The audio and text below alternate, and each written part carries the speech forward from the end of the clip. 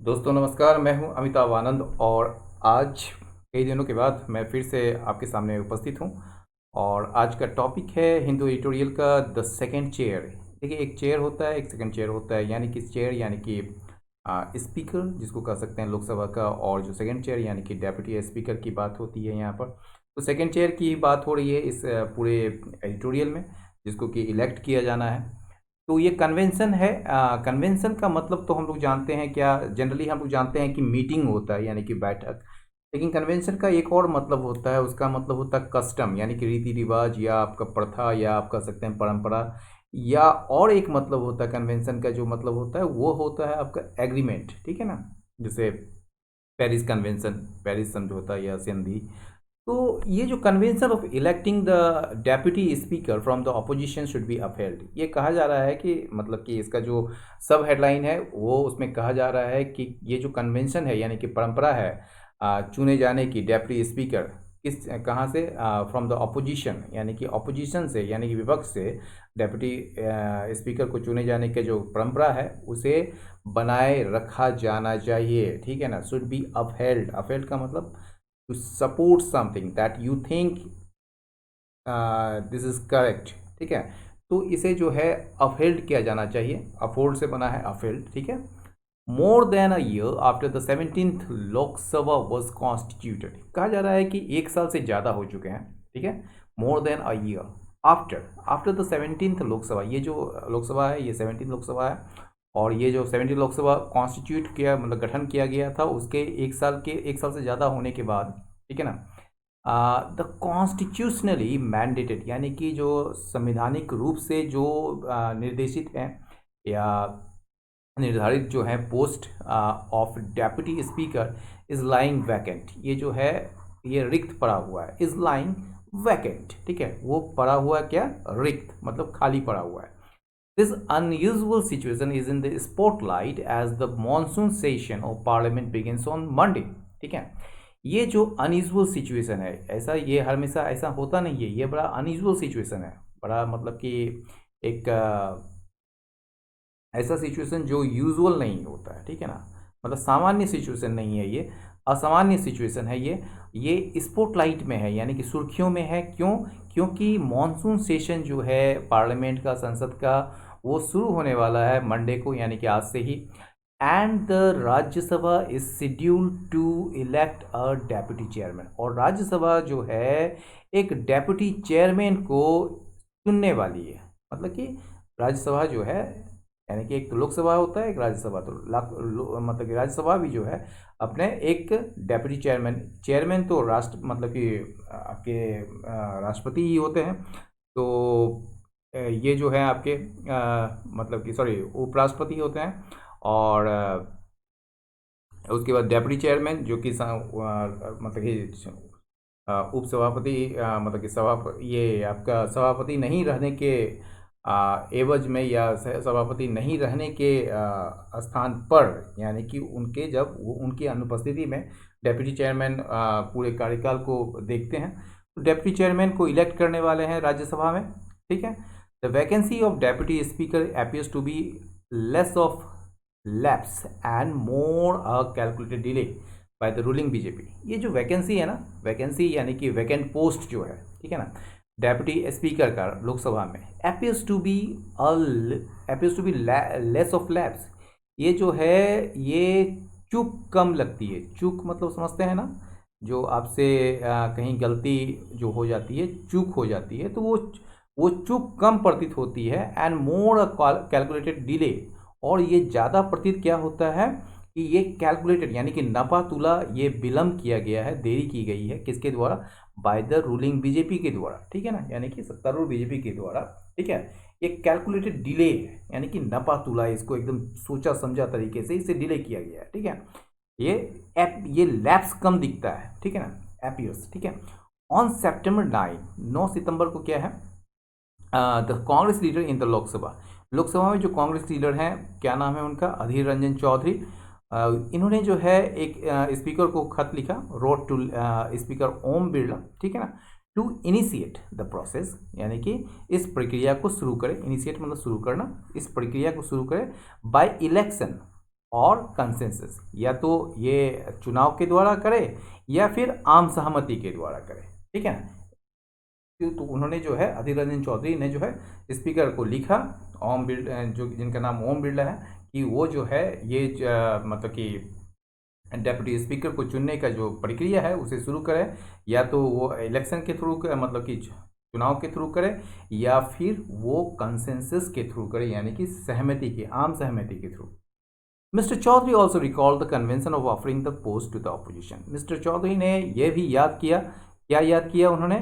Convention, convention यानी कि जो परंपरा है, ऑफरिंग द पोस्ट, और मतलब कि ये जो पोस्ट है, ये जो डिप्टी चेयरमैन का जो पोस्ट है या सॉरी डेप्यूटी स्पीकर का जो पोस्ट है, वो पेशकश करने का किसको? विपक्ष को देने का जो एक परंपरा है, उसका भी उन्होंने याद किया। Mister Birla has been non committal in his public comments.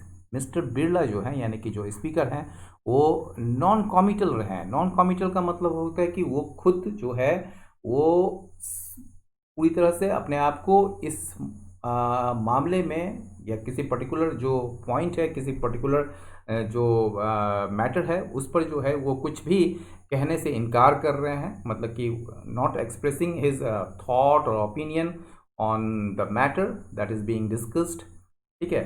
तो मिस्टर बिरला जो है हैज़ बीन नॉन कॉमिटल, वो बड़ा मतलब कि नानुकुर के सेंस में है।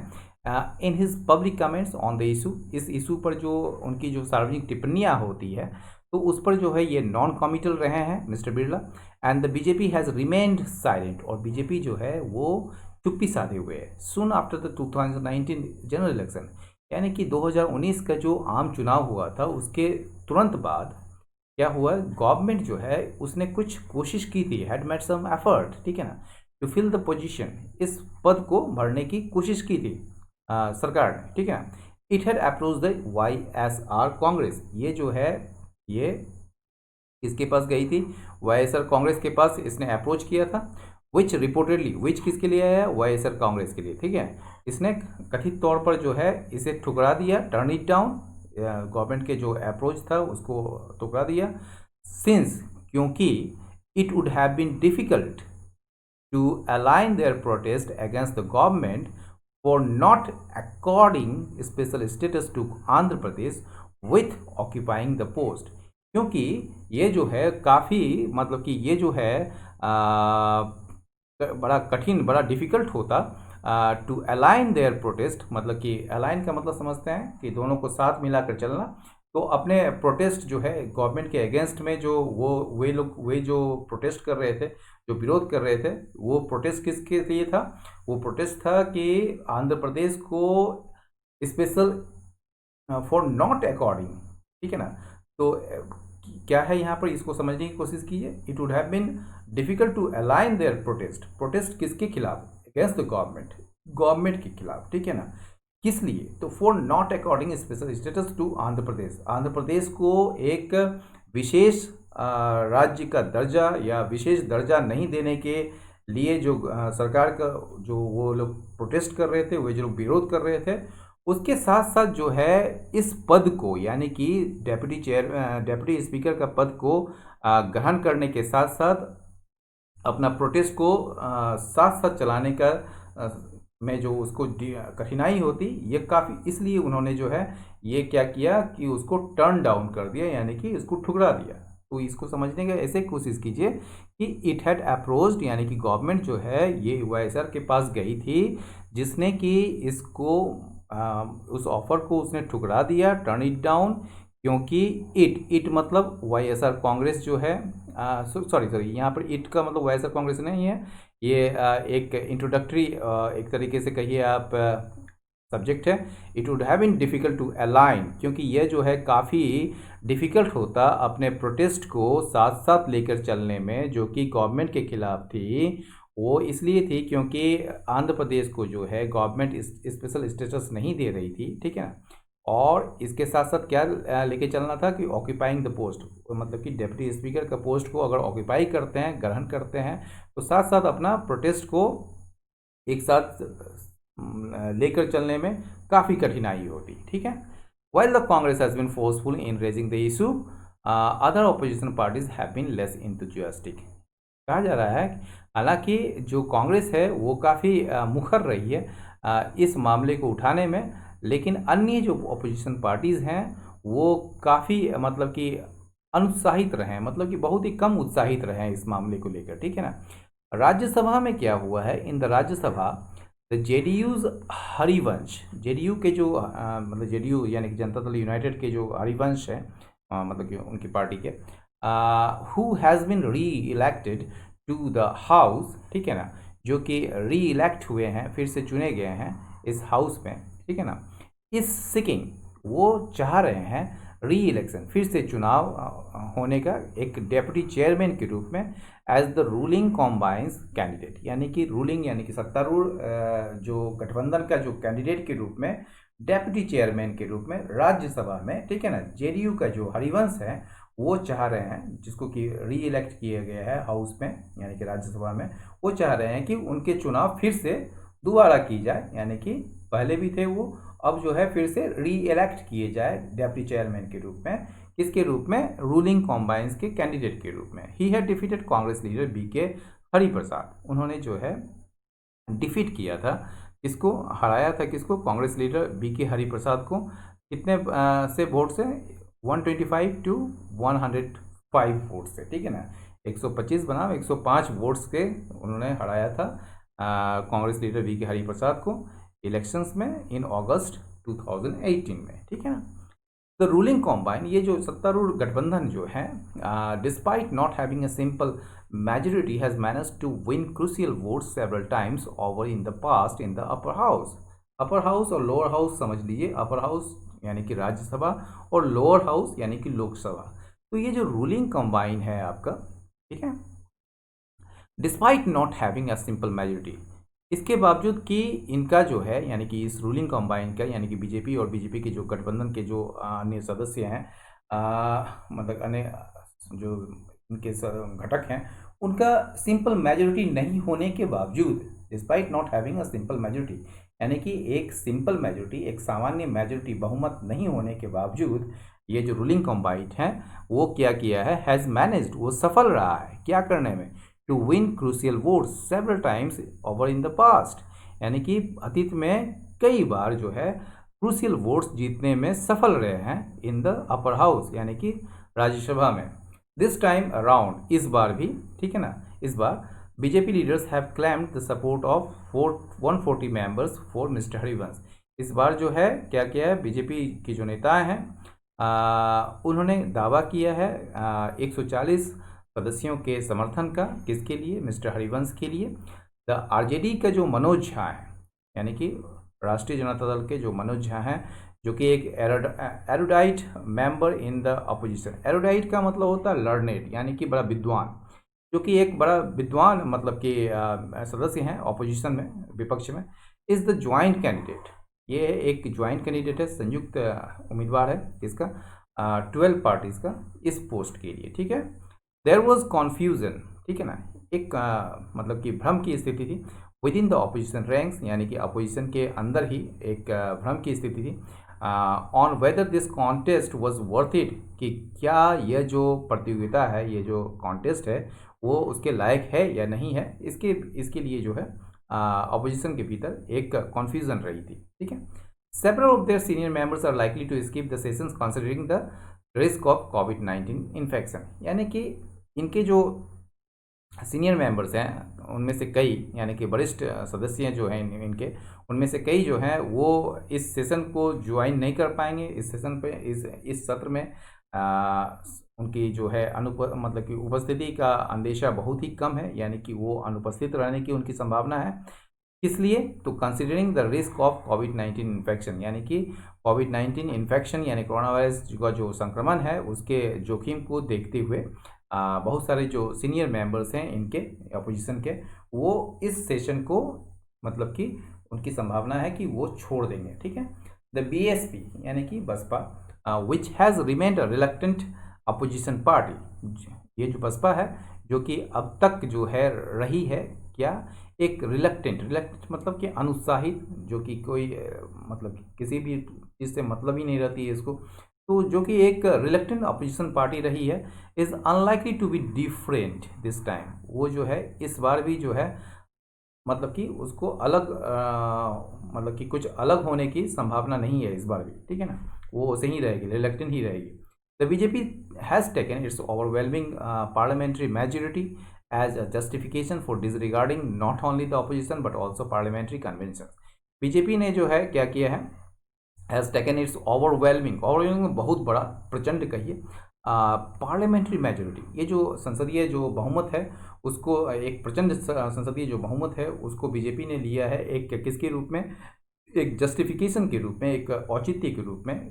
ये औचित्य किस लिए, जस्टिफिकेशन मतलब होता है reason, a good reason for doing something या एन एक्सप्लेनेशन फॉर समथिंग, ठीक है। तो ये एक जस्टिफिकेशन के रूप में इसने अपने पार्लियामेंट्री मेजोरिटी को जो है लिया है, किस लिए, तो फॉर डिसरिगार्डिंग, अवहेलना करने के लिए, न केवल अपोजिशन को, ठीक है, बल्कि पार्लियामेंट्री कन्वेंशंस को भी, यानी कि जो संसदीय परंपराएं हैं उसको भी अवहेलना करने के लिए उन्होंने इसका मतलब कि अपने पार्लियामेंट्री मेजोरिटी को एक जस्टिफिकेशन के रूप में पेश किया है, या उसको देखा, ये मतलब उसका यूज़ किया है। Its refusal to engage the opposition in electing the deputy speaker is further eroding the common ground that India sorely requires to deal with the multitude of its current challenges।